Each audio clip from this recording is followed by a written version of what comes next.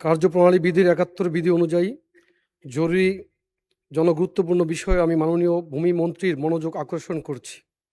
আমার উত্থাপনীয় বিষয় প্রকৃত ভূমিহীন ও দরিদ্রদের মধ্যে খাস জমি বন্দোবস্ত প্রদান প্রসঙ্গে। বাংলাদেশের সরকারি হিসাব অনুযায়ী মোট খাস জমির পরিমাণ ৩৮,৫৩,৭৯৪ একর। এর মধ্যে খাস জমি প্রায় ২০,৭১,০০০ একর এবং নদ, খাল ও জলাশয় সহ অকৃষি খাস জমির পরিমাণ ১৭,৮১,০০০ একরের বেশি। বিভিন্ন গবেষণায় দেখা গেছে প্রকৃত খাস জমির পরিমাণ এর চেয়েও অনেক বেশি হতে পারে, যার একটি উল্লেখযোগ্য অংশ প্রভাবশালীদের দখলে। ভূমি মন্ত্রণালয়ের তথ্য অনুযায়ী এই জমির একটি বড় অংশ প্রায় ৪,৮৪,০০০ একর কৃষিকাজের উপযোগী। মাননীয় স্পিকার, দেশে ভূমিহীন ও দরিদ্রদের জন্য সরকারি খাস জমি বিনামূল্যে বা স্বল্প মূল্যে বন্দোবস্ত দেওয়ার বিধান রয়েছে। ভূমি সংস্কার আইন ও কৃষি খাস জমি ব্যবস্থাপনা ও বন্দোবস্ত নীতিমালা অনুযায়ী প্রকৃত ভূমিহীন ও কৃষকরা কৃষিকাজের জন্য ১ থেকে ১.৫ একর পর্যন্ত এবং বাস্তুভিটার জন্য সর্বোচ্চ ৫% খাস জমির বন্দোবস্ত পাওয়ার যোগ্য। এটি সরকারের একটি চলমান প্রক্রিয়া হলেও নানা আইনি জটিলতা ও বিড়ম্বনার কারণে প্রকৃত ভূমিহীনরা খাস জমি বন্দোবস্ত খুব একটা পাচ্ছে না, বরং ভূমি অফিসের কিছু অসাধু কর্মকর্তা ও কর্মচারীর যোগ সাজসে ঘুষ বা দুর্নীতির বিনিময়ে প্রভাবশালী চক্র, রাজনৈতিক ব্যক্তি ও সচ্ছল ব্যক্তিরা ভুয়া নাম ও মিথ্যা তথ্য দিয়ে নিজেদের নামে খাস জমি বন্দোবস্ত পাচ্ছে। অনেক ক্ষেত্রে সরকারি চাকরিজীবী, ব্যবসায়ী, এমনকি পাকা বাড়ি বা পর্যাপ্ত জমির মালিকদের মধ্যেও খাস জমি বরাদ্দ পাওয়ার নজির রয়েছে। বিশেষ করে দেশের বিভিন্ন চরাঞ্চলে জোর যার মুলুক তার নীতিতে খাস জমি দখল করে রাখা হয় এবং প্রকৃত ভূমিহীনরা তাদের অধিকার থেকে বঞ্চিত হন।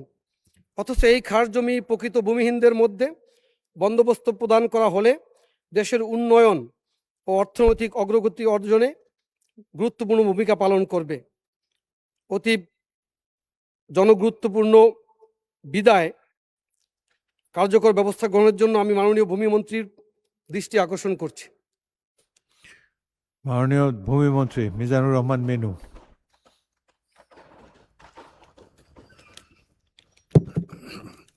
মাননীয় স্পিকার, আপনাকে অনেক ধন্যবাদ।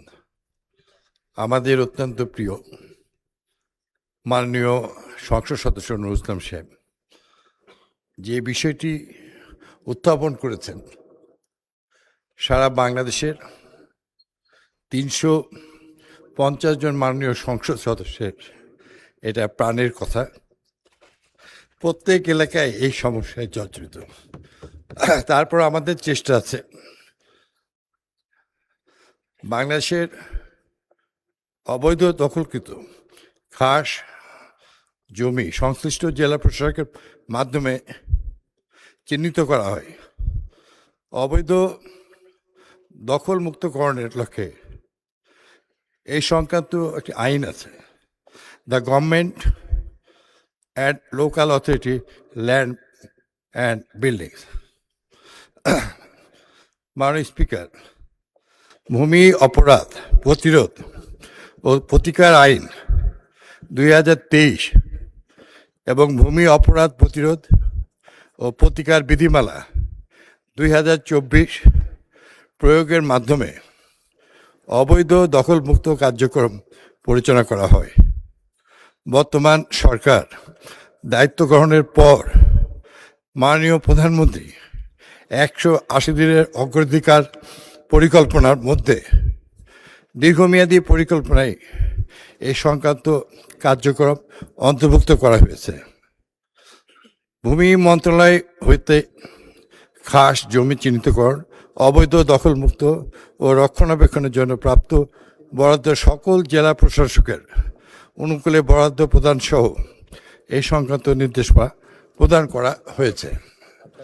মাননীয় স্পিকার, কৃষি খাস জমি বন্দোবস্ত প্রদান একটি চলমান প্রক্রিয়া। কৃষি খাস জমি ব্যবস্থাপনা ও বন্দোবস্ত নীতিমালা 1997 অনুযায়ী প্রকৃত ভূমিহীনদের মাঝে কৃষি জমি বন্দোবস্ত প্রদান করা হয়ে থাকে। এরপর মাননীয় স্পিকার, আমি এই মহান সংসদের মাননীয় 350 জন সংসদ সদস্য, তাদের প্রত্যেকে আমি ভূমিমন্ত্রী হিসাবেই সমসম্মান দিয়ে থাকি। আমি জানি যে নিজ নিজ এলাকায় দীর্ঘদিনের এই সংক্রান্ত বিষয়গুলি জনমনে কখনোই শুভ লক্ষণ নয়। সেই জন্য কার্যকরী নিজেদের এলাকায় বিচরণ করে অফিসগুলি তদারকি করে কার্যকরী পদক্ষেপ নেওয়ার জন্য ভূমি মন্ত্রণালয়কে লিখলে আমরা ইতিমধ্যে আইন অনুযায়ী অনেক ব্যবস্থা নিয়েছি। সামনের দিনে সরকারের স্বচ্ছতা সুনির্দিষ্ট করার জন্য আমরা সকল ব্যবস্থা গ্রহণ করব।